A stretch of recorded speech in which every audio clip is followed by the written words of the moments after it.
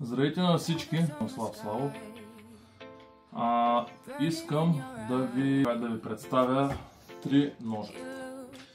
Единият нож е с длъбнат скос. Между другото, този клип се каня отдавна да го направя. Да направя сравнение между прав скос, длъбнат скос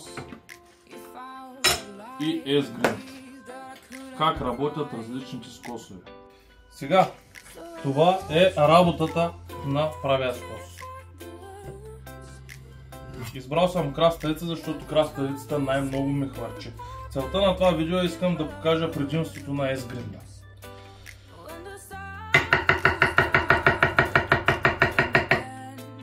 Така, има краставици извън дъската. Длъбнатия скос е една идея по-добър.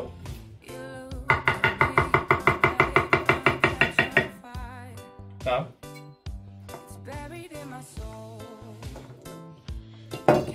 И S-Grind, може да забележите е 5 мм.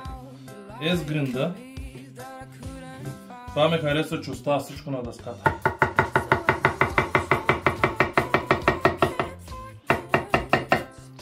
Ето, че краставицата как е наредена. Че едно парченце отхръкна.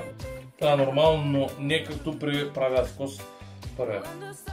Затова аз смятам, че този модел нож е много по-добър за хората в професионалната.